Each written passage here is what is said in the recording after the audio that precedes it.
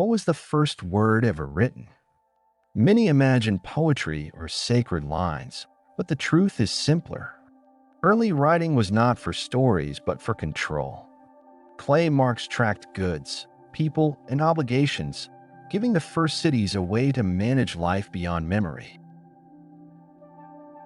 Before rulers commanded armies, they commanded administrators. Clay became their strongest tool. Simple marks allowed leaders to record reality, enforce agreements, and turn places like Uruk from settlements into functioning urban systems. 5,000 years ago, Uruk rose in southern Mesopotamia as one of the first true cities. Tens of thousands lived among temples and workshops. Vast fields produced grain, wool, and livestock, fueling growth but creating new problems of coordination. Temple leaders had to track sheep, barley, oil, and wages for specialized workers. They monitored farms far beyond the city walls. In villages, memory worked. In cities like Uruk, it failed. Administration needed something permanent and reliable.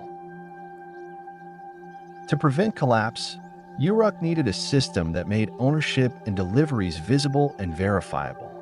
Leaders required technology that recorded what the eye could not see. They found it not in weapons or metal, but in durable clay. It gradually became part of everyday urban life. Before writing existed, two tools shaped administration: clay tokens and cylinder seals. Tokens stood for grain, oil, or animals. Useful, but insecure. Cylinder seals, rolled into wet clay, identified who approved each transaction. These impressions acted as early signatures. The real breakthrough came when tokens and seals merged. Tokens representing goods were sealed inside hollow clay balls called Bulla, creating tamper-proof envelopes for transport and verification. To read a Bulla, it had to be broken. For the first time, officials could verify distant transactions without being present. This was more than bookkeeping. It was trust enforced by technology, with temples acting as administrative engines. The Bulla worked for centuries until a flaw appeared. It had to be destroyed to check it. Around 3,350 BCE, scribes pressed tokens onto the outside before sealing them inside, making contents visible without breaking the clay. It gradually became part of everyday urban life. Soon, even tokens were unnecessary. Scribes drew their shapes directly onto flat clay tablets. This shift from objects to symbols created proto-cuneiform. Early tablets listed goods, workers, and rations, pure administrative data. This abstraction changed everything. Information was freed from physical objects. Temples stored and compared records, becoming early data centers. Lists of professions reveal how organized and interconnected urban life had become. Proto-cuneiform worked, but drawing images was slow. Between 3200 and 3000 BCE, scribes adopted wedge-tipped styluses. Pressed into clay, signs became faster and more abstract, forming early cuneiform. With abstraction came new power. Using signs for sounds, scribes could write names and places. After 2600 BCE, phonetic writing spread quickly, allowing writing to expand beyond goods into broader social life. It gradually became part of everyday urban life. As writing improved, state authority grew.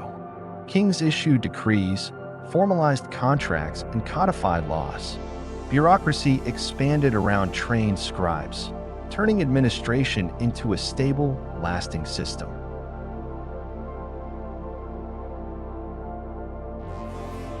Rulers tied legitimacy to writing itself. Lugal-Zagizi of Uruk called himself priest of Nisaba, goddess of writing. Controlling harvests, land, and labor meant controlling information recorded in clay.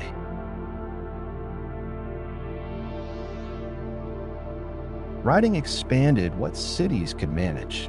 Contracts, land disputes, and obligations could be documented and checked. Thousands of people who never met could now coordinate through written records.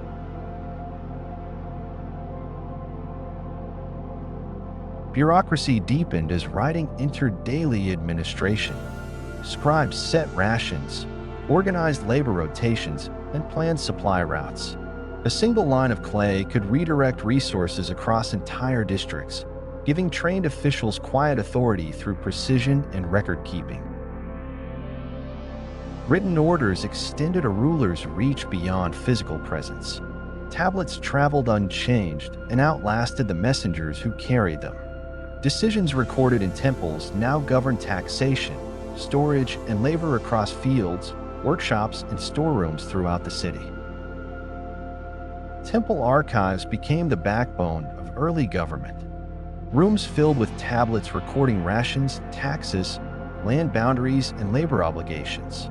Officials compared records constantly, ensuring harvests, deliveries, and workforce numbers matched what had been written. By linking temples, storerooms, workshops, and fields, writing turned the city into a coordinated system.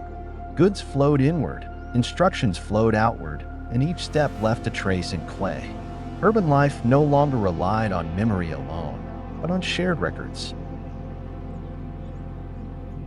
As writing spread, officials connected distant parts of the city with greater precision. Farmers delivering barley and workers receiving rations left records that could be checked later, reducing disputes and aligning daily actions across neighborhoods and professions. Tablets did not simply store information, they shaped authority itself. Whoever controlled the records controlled the city's memory.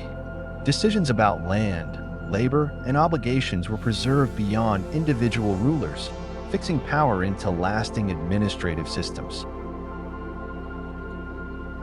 Clay allowed early states to survive crisis.